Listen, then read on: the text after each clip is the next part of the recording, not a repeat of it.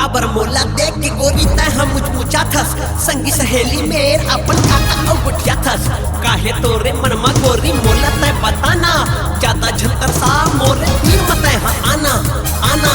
आना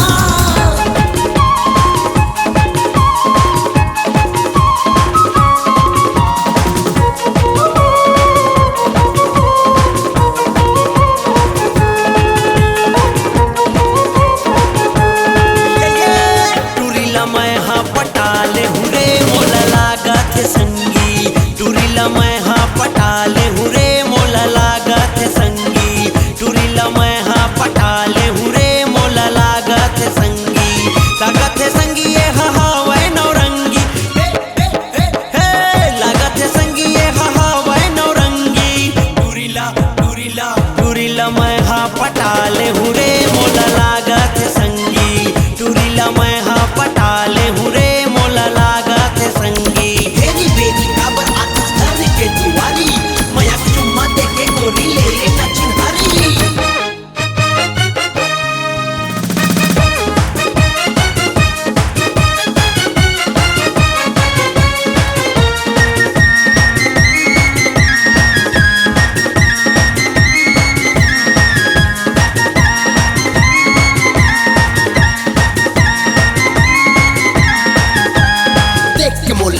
काबर जादू चला था ताना मार के मोरे काबर जीव ला जला था देखे टूरी हमोला मुचले मुस्काथे टूरी मुचले मुस्काथे पारा मजा था मोर संग नैना मिला थे टूरी नैना मिला थे हंस हंस के टूरी मोला बैहा बनाथे टूरी बैहा बनाथे सिर तो माँ आई लव यू ये हा कही दी का मोला लागत संगी आई लव यू ये हा कही दी का मोला लागत संगी झंकर बे टूरी आना कानी तै हां मया मोला कर थसको जहां डरे मैं हां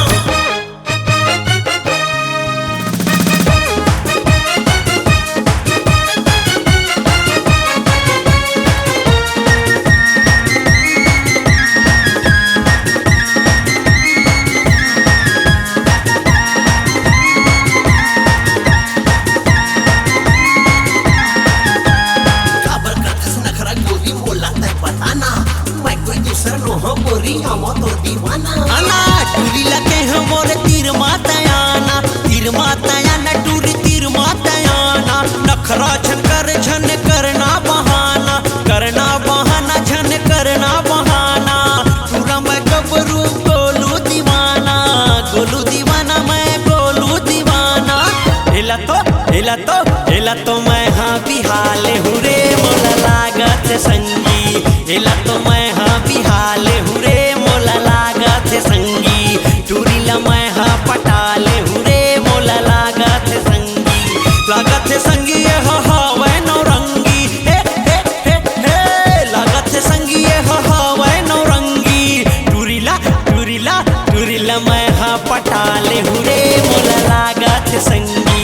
टूरीला मैं हाँ पटाले हुरे मोला लागत संगी कमर धयेला बलाले हुरे मोला लागत संगी टूरीला मैं हाँ पटाले हुरे मोला लागत संगी नंबर लाया अपन बतावा थोरे तह लिख लेना येला 88 178 20 514